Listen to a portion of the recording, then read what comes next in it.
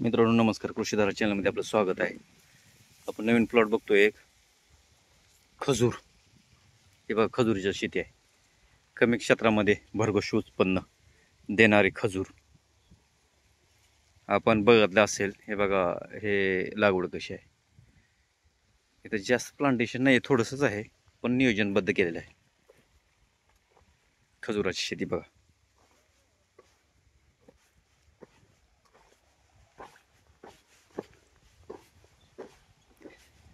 मित्रांनो इथं आता ठिबकच्या नळ्या हाताळलेल्या आहेत, म्हणजे इथं अंतर्गत पीक काय तर होणारच आहे 100%.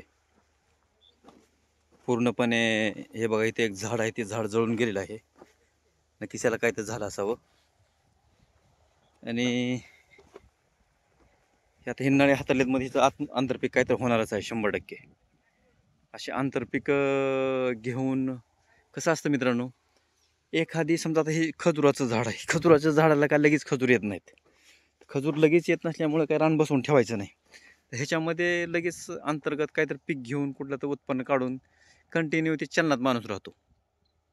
काय ना काय माणूस चलनामधून काहीतरी खर्च निघून जातो. जसे की ह्याचे काय समजा औषध असतील, हे जे काय खतपाणी असेल, ह्याचे काय जे व्यवस्थापन असेल, ते अशा पद्धतीनेच काढायचं असते मित्रांनो.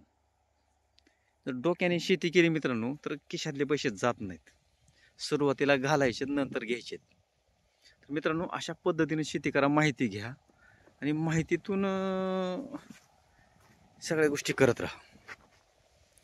आता माहिती तर आपल्याला घरी बसून कुठे मिळणार नाही, फिरायला जावं लागेल, यूट्यूबसारख्या माध्यमातून व्हिडिओ बघावे लागतील, त्यांच्याकडनं ती माहिती घ्यावी लागेल, ती बघावी लागतील आणि त्याच्यातूनच तुम्हाला ते ज्ञान घ्यावं लागेल.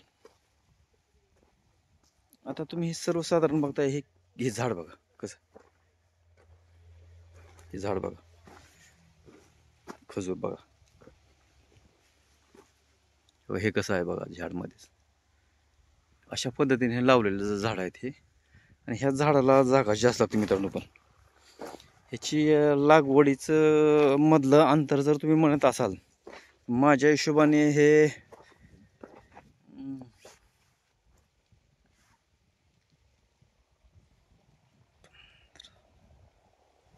20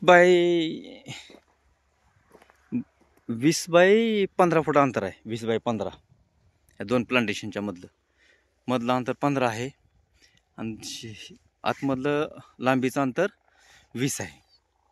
अशा पद्धतीमध्ये मित्रांनो ही लागवड केलेली आहे, तुम्ही बघू शकता.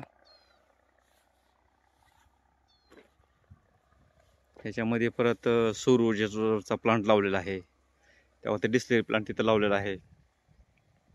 इथं मध्येच बोर आहे आणि ह्याच्यामध्ये लगेच ठिबक हातरून ह्याचे जे अंतर्गत काय पीक घ्यायचं असेल त्यासाठी ठिबक हातरून हे ठेवलेलं आहे. पण नक्कीच शेतकरी ह्यात काय ना काय ककडी, आता सीझन म्हणलं तर ककडीचं आहे पुढे येणार, तर ह्या सीझनमध्ये ककडी लावू शकतात किंवा टोमॅटो लावता येईल किंवा मिरची पण लावता येईल. मग आता डिपेंड फॉर फार्मर. अशा पद्धतीमध्ये मित्रांनो अशी लागवड केली आहे. शेतामध्ये असं करमतं मित्रांनो. शेतीचा नाद केला तर बरंच असं केलं, भरघोस शेती असेल ज्याला कमी पण असेल 4-5 एकर, आणि अशा वेगवेगळ्या प्रकारची शेती केली तर मित्रांनो घरी राहवाडायचं नाही, सारखं शेतात राहवाडायला. अशा पद्धतीचं निसर्गरम्य वातावरण आहे, प्रसन्न असं वातावरण आहे मित्रांनो. आणि नाद केल्याच्या नंतर तुम्हाला सांगतो, दुसऱ्याचं बघून आनंद घेण्यापेक्षा स्वतःचा करून आनंद दाखवणं किंवा आनंद घेणं खूप मोठी गोष्ट आहे मित्रांनो. मित्रांनो कुठल्याही गोष्टीमध्ये मेहनत ही लई मोठी गोष्ट आहे. कसं बघणं आणि करणं ह्याच्यामध्ये खूप मोठा अंतर असतो मित्रांनो. बघायला खूप वेळ लागत नाही, पण करायला खूप मेहनत लागते आणि बराच वेळ जातो. ही वेळ घालवून एवढ्या गोष्टी सगळ्या कराव्या लागतात मित्रांनो. आणि ही एवढा वेळ घालवून एवढ्या गोष्टी करून तो जो मिळणारा आनंद आहे तो खूप सगळ्यात मोठा असतो मित्रांनो. तर मित्रांनो अशा सगळ्या गोष्टी तुम्हाला यूट्यूबच्या माध्यमातून दाखवत राहीन. नवीन नवीन गोष्टी मी स्वतःही बघत जाईन आणि तुम्हालाही दाखवत जाईन. तर मित्रांनो मला इथं आल्यापासून बरंचसं शिकण्यासाठी मिळालं, बरंचसं बघण्यासाठी मिळालं, अभ्यास करण्यासाठी खूप गोष्टी आहेत मित्रांनो. तर ही सगळं प्लॅन जर तुम्हाला बघायचं असेल तर तुम्ही मिरशिंगाला येऊ शकता. मिरशिंगाला हे बघण्यासाठी आहे. तर मित्रांनो मिळालेल्या माहितीबद्दल मी ह्या शेतकऱ्याचे खूप धन्यवाद मानतो. धन्यवाद मित्रांनो.